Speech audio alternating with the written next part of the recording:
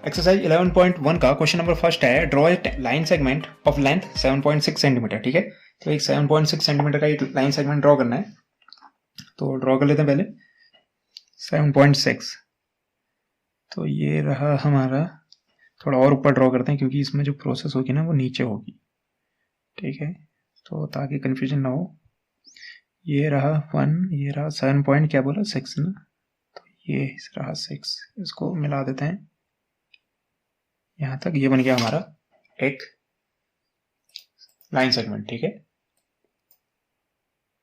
और इसका नाम दे देते हैं हम ए बी। ठीक है, इस पॉइंट को कह देते हैं ए, इसको कह देते हैं बी। ठीक है, अब उसने क्या कहा हमसे, डिवाइड इट इंटू रेशियो 5:8। तो हम क्या करते हैं ऐसे सिचुएशन में जब हम लाइन सेगमेंट को ड्रॉ करते हैं, ठीक है, सिर्फ ये कंडीशन लाइन सेगमेंट के लिए होती है। जो रेशियो दिया होता है उन दोनों को ऐड कर दो, यानी 5 और 8 को ऐड कर दो, कितना बनेगा 13। तो हम क्या करेंगे, एक एक्यूट एंगल ड्रॉ करेंगे पहले। एक्यूट एंगल मतलब 90 डिग्री से कम। तो अगर मैं ऐसे लाइन ड्रॉ करूं तो वो राइट एंगल बनेगा। तो राइट एंगल से थोड़ा सा कम कितना डिग्री का होता है एक्यूट एंगल। तो ये मेजर करने की जरूरत नहीं है, 90 डिग्री से कम कितना भी आप चाहो तो यहां से इसको शिफ्ट कर करके बस 90 डिग्री नहीं बनाना है आपको, इसके बीच में आप कहीं पे भी एक्यूट एंगल बना सकते हो। ठीक है, ये आपकी मर्जी है। तो हम एक क्या करते हैं, एक्यूट एंगल की लाइन ड्रॉ कर लेते हैं। तो ये रही हमारी एक्यूट एंगल की लाइन।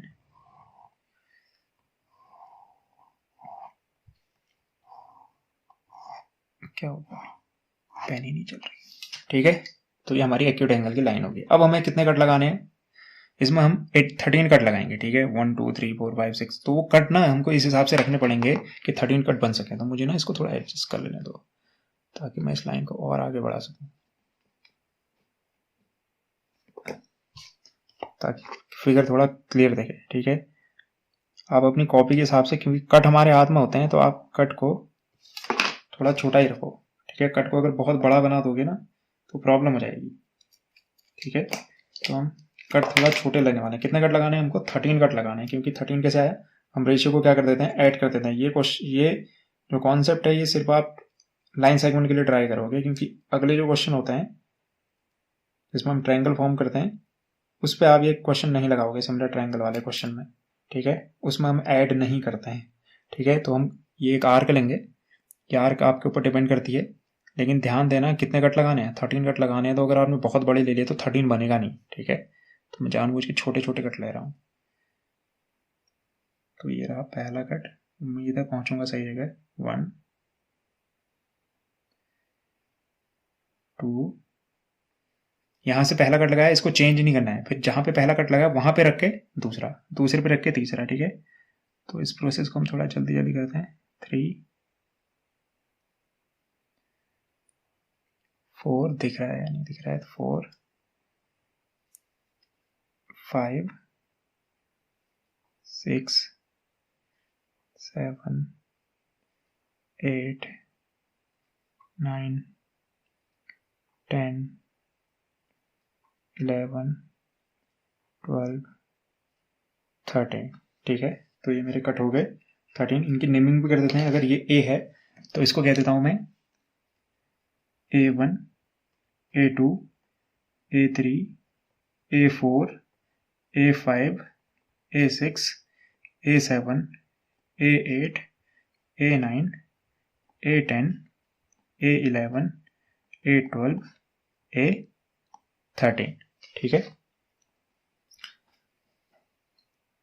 ये हो गया मेरा प्रोसेस। ठीक है, अब मैं क्या करूंगा, क्योंकि मुझे जो रेशियो दिया था वो 5:8 था, तो मैं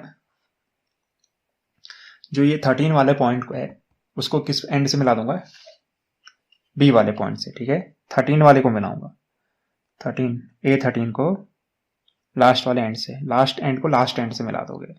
ठीक है, अब जो करोगे आप, अब क्या करना है आपने, ये जो लाइन है A13 बी वाली, इसके पैरेलल आप लाइन ड्रॉ करोगे। कहां पे, A5 पे ड्रॉ करोगे। तो पैरेलल ड्रॉ करने की प्रोसेस क्या है, पैरेलल ड्रॉ करने की प्रोसेस कुछ नहीं है, आप सिंपली एक आर्क लोगे, A13 पे ड्रॉ करोगे। आपकी मर्जी, आर्क किसी भी लेंथ की हो सकती है। तो ये किया ड्रॉ मैंने। ठीक है, अब A13 पे किया है तो ऐसे A5 पे भी ड्रॉ करोगे। ठीक है, तो ये रहा आपका A5।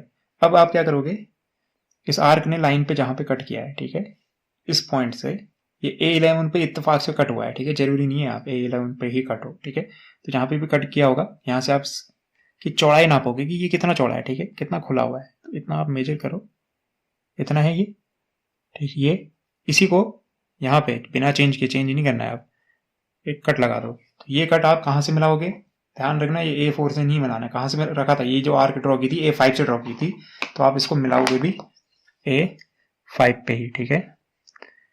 ये रहा आपका A5, इसको आप मिला दो, तो ये हो गए इसके पैरेलल, ठीक है।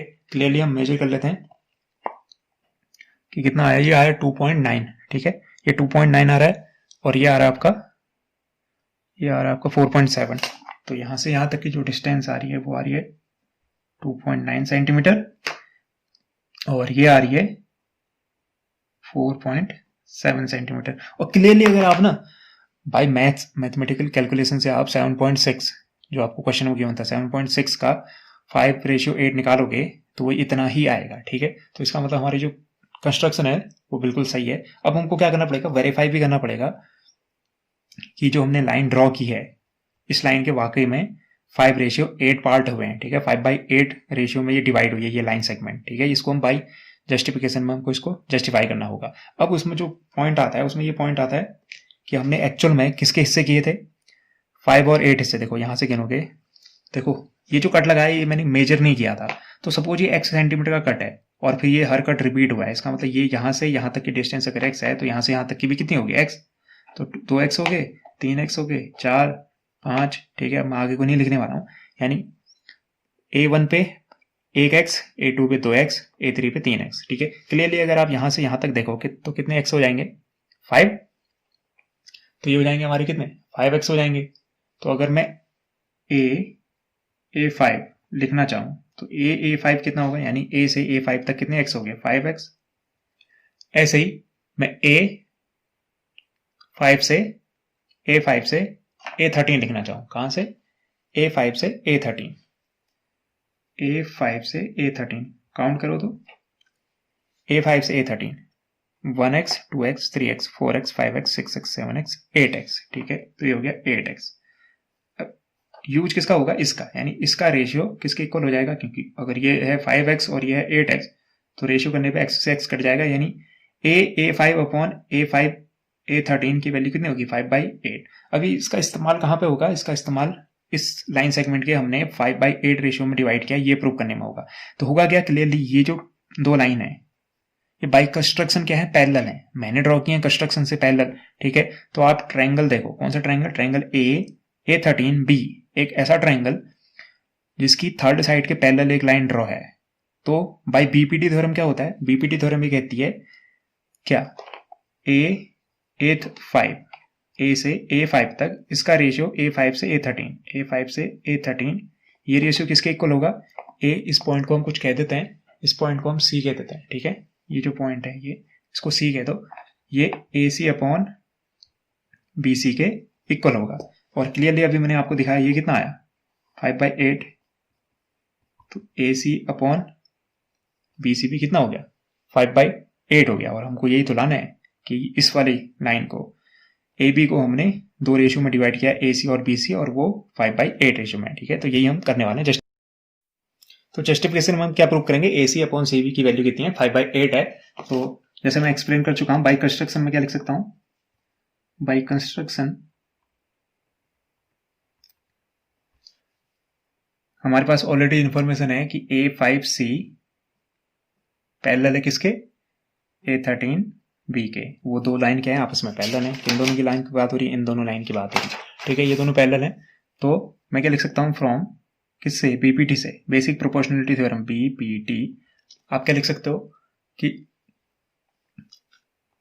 इन ट्रायंगल, ये भी लिख देते हैं, इन ट्रायंगल, कौन से ट्रायंगल की बात हो रही है, A13B। इस ट्रायंगल में अगर आप बीपीटी थ्योरम लगाओगे तो आपको क्या मिलेगा कि भाई AC अपॉन CB की वैल्यू किसके इक्वल होगी, A5 अपॉन A13 के, ठीक है। जो मैं एक्सप्लेन कर रहा था अभी तक आपको, A5 upon A13 AC upon CB के इक्वल होगा। अब क्लियरली मैं क्या कह सकता हूं, सिंस या फिर बट लिख दो, बट A5/A13 कितना है? अभी मैंने जैसे आपको एक्सप्लेन किया, इसकी वैल्यू कितनी आई थी? 5/8। ठीक है, मैं उसको एक्सप्लेन नहीं कर रहा हूँ, ऑलरेडी एक्सप्लेन कर दिया है। तो ये 5/8 है। तो अगर मैं इसको इक्वेशन 1 कहता हूँ और इसको इक्वेशन 2 कहता हूँ, तो क्लियरली इक्वेशन 1 और इक्वेशन 2 से क्या लिखा जा सकता है? ये इसके इक्वल है और ये खुद इसके इक्वल है। इसका मतलब ये किसके इक्वल हो गया? 5/8 के। तो लिख सकते हैं हम on comparing equation 1 and 2। Equation 1 and 2 को आप जब कंपेयर करोगे तो आपको क्या मिलेगा? AC/CB इज इक्वल टू हो जाएगा 5/8। ठीक है, और ये तो हमको लाना था, तो फाइनली हम लिख देंगे हेंस जस्टिफाइड। ठीक है, यही लाना था हमको, तो हम लिख देंगे हेंस जस्टिफाइड। उम्मीद करता हूँ आपको ये एक्सप्लेनेशन पसंद आया होगा और समझ भी आया होगा। Thank you and have a nice day.